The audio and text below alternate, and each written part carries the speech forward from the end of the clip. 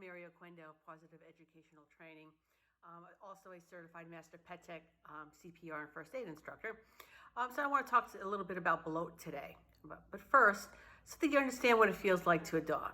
So let's use our imagination, all right? You always seem to kind of rush to eat your lunch, all right? And maybe that all-you-can-eat buffet wasn't really a good choice, all right?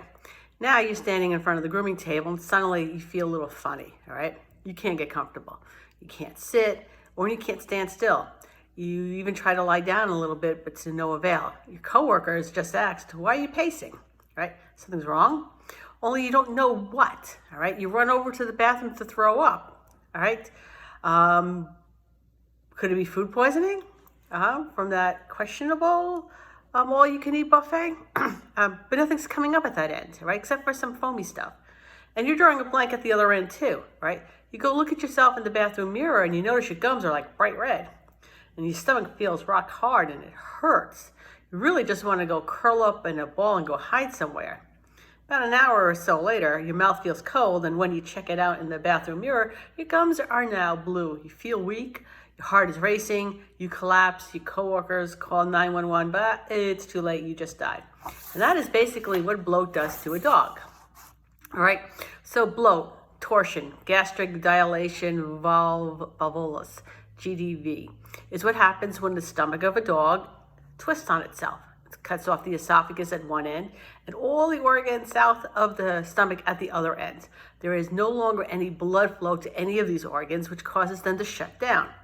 Toxins and gas start to build up in the stomach. Shock can occur quickly, and the stomach may actually rupture. Right? So it causes bloat. Right? There are basically three different categories. There's genetics, there's anatomy, and there's environment, right? So let's talk about genetics. Those are the breeds that are predisposed, especially if a close family member has bloated or has untreated endocrine pancreatic insufficiency. All right, the second is anatomy. Dogs with the highest risk tend to be the older, predominantly male, mainly underweight, and have that really, really deep chest, all right? And then there's environmental factors. Dogs that drink or eat fast and excessively, especially in combination with activity, are most susceptible. Stress, such as a dog may experience at groomers, can escalate a dog already predisposed to bloat. All or any of the combination of the factors can induce bloat. And signs will vary from dog to dog, but they will include any or all of the following. They may try to unproductively vomit. It could be foamy, full of mucus. They may drool. Don't forget, the esophagus is blocked off. They are restless and anxious, all right? They're pacing, they're whining. They know something is wrong, all right? They cannot sit or lie down. Their stomach is distended. Their back is hunched over. They are trying to relieve some of the internal pressure. The stomach is hard and distended. It's probably the most, known feature of bloat. It's filling up with gas and toxins, okay? There could be a change in gum color. Gums will go from bright red, they're in shock, to pale blue, which is hypoxic, and will feel cold. They can't poop. Everything south of the stomach is blocked off. They may lick the air. Dogs lick the air when they're trying to get rid of something internally, okay? They try to hide, all right? Instinct. When dogs are dying, it's a natural response to go off by themselves. They may be glancing at the stomach area because that's where the pain is. There could be a change in breathing. They go from heavy panting to shallow breathing. Their organs are shutting down, all right? They look weak, and they have a weak pulse, no blood flow. Heart is shutting down, collapse. Organs have shut down. Death will follow shortly. So what do you do if you suspect bloat?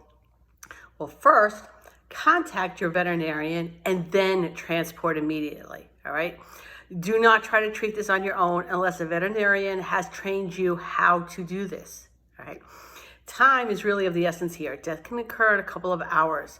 Now, during my research, Mylanta was mentioned as a way to buy time. So I questioned my vet about this, and her response was, using Mylanta on a bloating dog is like putting a Band-Aid on a chainsaw injury. Use your time more effectively by calling us so we can prepare for your arrival. All right. Yes, you want the vet to be prepared for your arrival. Now, being familiar with causes and recognizing the early signs along with prompt veterinarian treatment is your best defense against bloat. And so Thank you for all for listening. And if you have any topics you would like to see me covered, just let me know. And come find me on Facebook at Pet Groomer Town Hall, which is my group. So I'll see everybody next week.